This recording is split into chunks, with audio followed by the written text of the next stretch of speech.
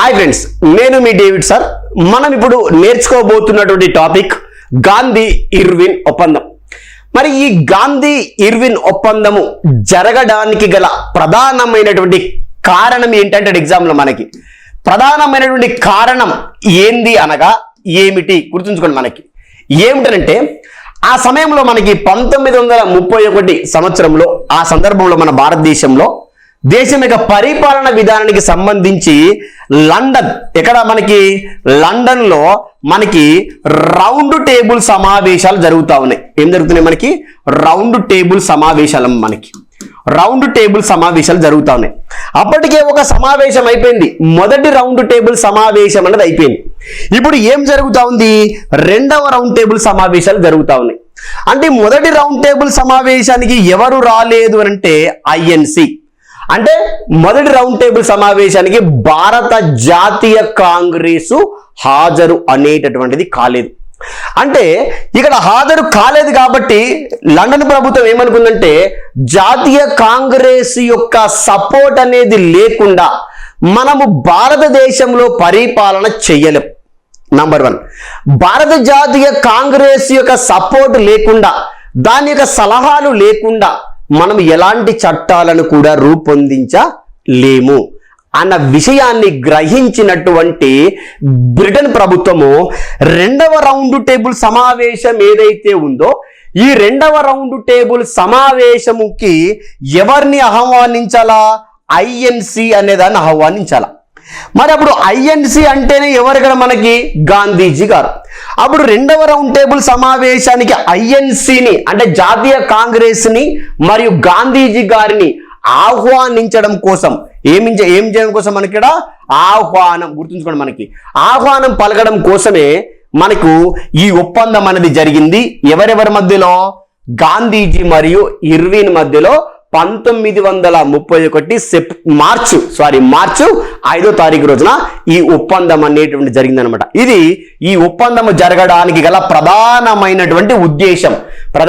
ఉద్దేశం ఏంటి? ఇప్పుడు ఒకటే మాటలో రెండవ రౌండ్ టేబుల్ సమావేశానికి కాంగ్రెస్ ను గాంధీజీ గారిని ఆహ్వానించడం అన్న విషయాన్ని ఇక్కడ మీరు గమనించాల. చూడండి, మనకి దీనికి ఏమని పేరంట? దీనికి ఢిల్లీ ఒడంబడిక అని కూడా పేరంట. దేనికి? మనకి ఇక్కడ గాంధీజీ ఇర్విన్ మధ్యలో జరిగిన ఒప్పందం ఉంది కదా, దానికి మరో పేరేంది? ఢిల్లీ ఒడంబడిక. ఎందుకు ఢిల్లీ ఒడంబడిక అనంటే ఆ ఒప్పందం ఎక్కడ జరిగింది?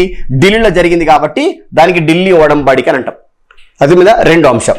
మొదటి రౌండ్ టేబుల్ సమావేశాన్ని భారతీయ జాతీయ కాంగ్రెస్ ఏం చేసిందంట? బహిష్కరించింది. చెప్పిన కదా, హాజరు కాలేదు. కాబట్టి రెండో రౌండ్ టేబుల్ సమావేశానికి దీన్ని ఆహ్వానించాలి అన్న ఉద్దేశంతోనే బహిష్కరించింది. కాబట్టి రెండవ రౌండ్ టేబుల్ సమావేశానికి కాంగ్రెస్ ని, గుర్తుంచుకోండి, ఐఎన్సి అంటున్నాం దీన్ని మనమే, ఐఎన్సిని ఆహ్వానం చేయడం కోసము చేసినటువంటి ప్రయత్నంలో భాగమే ఏం ఒప్పందం? ఇక్కడ మనకి గాంధీజీ ఇర్విన్ మధ్యలో జరిగినటువంటి ఒప్పందం. అంటే ఒప్పందం యొక్క సారాంశం ఏంది? ఇక్కడ మనకి రెండవ రౌండ్ టేబుల్ సమావేశానికి ఆహ్వానము పలకడంలో భాగము అన్న విషయం ఇక్కడ గమనించాలి. తర్వాత చూడండి, మనకి భారతీయ జాతీయ కాంగ్రెస్ ప్రాతినిధ్యం లేకుండా భారతదేశ రాజ్యాంగ సంస్కరణలపై ఎలాంటి సమావేశాలు నిర్వహించడం వ్యర్థమని బ్రిటన్ ప్రభుత్వం ఏం చేసింది? అక్కడ మనకి భావించింది అనమాట. చెప్పిన కదా ఆల్రెడీ, జాతీయ కాంగ్రెస్ సపోర్ట్ లేకుండా మనం ఏమి చెయ్యలేమని బ్రిటన్ ప్రభుత్వం అనుకుంది. కాబట్టే రెండవ రౌండ్ టేబుల్ సమావేశానికి ఏం చేసింది? ఆహ్వానం పలికింది. చూడండి, మనకి త్వరలో జరగబోయే రెండవ సమావేశానికి గాంధీజీ గారిని ఒప్పించాలని బ్రిటన్ ప్రభుత్వం భావించి గాంధీజీ గారితో చేసుకున్నటువంటి ఒప్పందమే ఏ ఒప్పందం? ఇక్కడ గాంధీజీ ఇర్విన్ మధ్యలో జరిగినటువంటి ఒప్పందం. అంటే సింపుల్ గా గాంధీజీ గారిని ఒప్పించాలా, గాంధీజీ గారిని ఆహ్వానం అనేటువంటిది పలకాలన్నమాట. చూడు, మనకి ఈ ఒప్పందం జరిగింది కదా మనకి ఇక్కడ. ఈ ఒప్పందానికి మధ్యవర్తిత్వము వహించినటువంటి వ్యక్తులు ఎవరంటే, ఒకటి సర్తేజ్ బహదూర్ సఫ్ర్, మనకి సర్తేజ్ బహదూర్ సఫ్ర్ ఒకటి. రెండోది మనకి ఏంది? ఎంఆర్ జయకర్.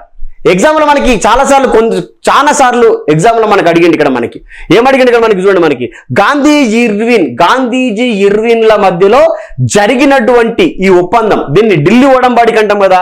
ఈ ఢిల్లీ ఒడంబడికకు మధ్యవర్తిత్వము వహించినటువంటి వ్యక్తులలో లేనివారు ఎవరు అన్నాడు ఎగ్జామ్ లో. మధ్యవర్తిత్వము వహించినటువంటి వ్యక్తులలో లేనివారు ఎవరన్నాడు మనకి. లేనివారు అంటే ఎవరు? ఇక్కడ మనకి ఉన్నవారు సర్ తేజ్ బహదూర్ సఫ్రో మరియు ఎంఆర్ జేకర్ ఇక్కడ మనకి ఈ ఒప్పందానికి మధ్యవర్తిత్వము వహించడం అనేది జరిగింది. గాంధీజీ శాసన ఉల్లంఘన ఉద్యమాన్ని ఆపివేసి సమావేశానికి హాజరు అయ్యాడు. అంటే గాంధీజీ గారు ఏ ఉద్యమాన్ని ఆపివేసి రెండవ రౌండ్ టేబుల్ సమావేశానికి హాజరయ్యాడు అన్నాడు ఎగ్జామ్లో ఒకసారి. ఏ ఉద్యమాన్ని ఆపివేసిన తర్వాత గాంధీజీ గారు సమావేశానికి హాజరైండు? శాసన ఉల్లంఘన ఉద్యమాన్ని ఆపివేయడం వల్ల. ఇట్లా కూడా మనకు క్వశ్చన్ అడుగుతూ ఉంటాడు. అంటే రెండవ సమావేశానికి హాజరు అయ్యే కంటే ముందే గాంధీజీ గారు ఏ ఉద్యమంలో చాలా బిజీగా ఉన్నారు అంటే శాసన ఉల్లంఘన ఉద్యమంలో బిజీగా ఉన్నాడు. అంతటితో శాసన ఉల్లంఘన ఉద్యమం ఆగిపోయింది. శాసన ఉల్లంఘన ఉద్యమాన్ని ఆపివేసిన తర్వాత రెండవ రౌండ్ టేబుల్ సమావేశానికి పోయిండు. మరి చూడండి, మనకి గాంధీజీ గారికి ఇర్విన్ గారికి మధ్యలో జరిగిన ఒప్పందం ఉంది కదా. ఒప్పందం జరిగింది, ఎప్పుడు జరిగిందన్న విషయాన్ని చూసుకున్నాము. ఎవరు మధ్యవర్తిత్వము వహించారన్న విషయాన్ని చూసుకున్నాము. దానిలో ముఖ్యమైన ఉద్దేశం ఏందో కూడా చూసుకుందాం. మరి ఇప్పుడు గాంధీజీ గారికి ఇర్విన్ గారికి మధ్యలో ఏం జరిగింది? ఇక్కడ ఒడంబడిక జరిగింది. ఓకే, నేను రెండవ రౌండ్ టేబుల్ సమావేశానికి వస్తా, కానీ కొన్ని ఒప్పందాలు జరగాలన్నాడు. మరి ఆ ఒప్పందాలు ఏంటో చూసుకున్నాం. రాజకీయ ఖైదీలను విడుదల చేయాలి. నంబర్ 1, ఖచ్చితంగా ఎవరిని విడుదల చేయాలా? రాజకీయ ఖైదీలను. అప్పటికే మన భారతదేశంలో చూడండి, మనకి 1857 నుంచి మనకు 1947 వరకు ఏం జరిగిందంటే భారత జాతీయ ఉద్యమం జరిగింది. స్వతంత్ర ఉద్యమ పోరాటం అనేది జరుగుతూ ఉంది. ఆ ఉద్యమ పోరాటంలో భాగంగానే ఎవరిని అరెస్ట్ చేసినారు బ్రిటిష్ ప్రభుత్వం వాళ్ళు? రాజకీయ ఖైదీలను, చాలా మంది రాజకీయ నాయకులను ఖైదీలు చేశారనమాట. ఖైదీలు చేసినటువంటి రాజకీయ నాయకులను తప్పనిసరిగా వదిలియాలి, ఒప్పందంలో మొట్టమొదటి అంశం. తర్వాత బ్రిటన్ ప్రభుత్వం స్వాధీనం చేసుకున్నటువంటి భారతీయుల యొక్క ఆస్తులు ఏవైతే ఉంటాయో ఈ ఆస్తులన్నిటిని ఖచ్చితంగా తిరిగి ఇచ్చేయాల. ఏం చేయాలా? ఖచ్చితంగా తిరిగి ఇచ్చేయాల. తర్వాత మూడోది, ఇక్కడ మనకి శాసనోల్లంఘన ఉద్యమంలో భాగంగా తెచ్చినటువంటి ఆర్డినెన్స్లు, ఈ ప్రత్యేకమైనటువంటి చట్టాలు ఏవైతే ఉంటాయో శాసన ఉల్లంఘన ఉద్యమంలో భాగంగా ఈ తెచ్చినటువంటి ఈ ఆర్డినెన్స్లన్నిటిని ఏం చేయాల్సిందే? ఖచ్చితంగా రద్దు చేయాల్సిందే. నంబర్ 3, 4 ఎందుకంటే మనకి ఉప్పు పైన ట్యాక్స్ ని విధించారు. అది అప్పటికే ఉప్పు దండి సత్యాగ్రహం జరుగుతున్నాం. ఉప్పు సత్యాగ్రహం అనేది జరుగుతూ ఉంది మనకి ఇక్కడ. ఈ ఉప్పు సత్యాగ్రహం ఎందుకు జరుగుతుందంటే ఉప్పు పైన కూడా ట్యాక్స్ వేసిరాలి. ఈ ఉప్పు పైన ఉన్నటువంటి ట్యాక్స్ ని ఏం చేయాలంటే రద్దు చేయాలి, తీసేయాలి అన్నదనమాట. దాని తర్వాత ఇంకోటి మనకి ఈ ఒప్పందంలో అంతకంటే ముందే ఏం డిక్లేర్ అయిపోయింది? భగత్ సింగ్ ఉరి శిక్షను రద్దు చేయమని గాంధీజీ గారు కోరలేదు. అందుకు భారతీయ యువత మొత్తం కూడా గాంధీజీ గారిని విమర్శించడం అనేటటువంటిది జరిగిందనమాట. అంటే ఎవరికి మనకి గాంధీజీ గారు ఈ ఒప్పందంలో ఎవరి ఉరి శిక్షను రద్దు చేయమని కోరలేదంటే భగత్ సింగ్ ఉరి శిక్షను రద్దు చేయమని కోరలేదు. ఇది చాలా పెద్ద మిస్టేక్ చేయడం అనేది జరిగింది. అర్థమైందమ్మా? అట్లా చేయడం వల్ల ఏమైందంటే గాంధీజీ గారిని చాలా మంది మన భారతీయులు వ్యతిరేకించారు, యువత వ్యతిరేకించడం అనేది జరిగింది. ఈ ఒప్పందం తర్వాత ఒప్పందానికి గాంధీజీ గారు అగ్రి అయిన తర్వాత గాంధీజీ గారు రెండవ రౌండ్ టేబుల్ సమావేశంలో హాజరు కావడం జరిగింది. దాని తర్వాత చాలా రకాల సంస్కరణలు వచ్చినాయి. అక్కడ కూడా గాంధీజీ గారికి అక్కడ తీసుకున్నటువంటి నిర్ణయాలు ఏమి కూడా నచ్చకపోవడం వల్ల మళ్ళా బయటకి బహిష్కరించి రావడం అనేది జరిగింది. ఇది ఈ ఒప్పందానికి సంబంధించినటువంటి ముఖ్యమైనటువంటి విషయాలు.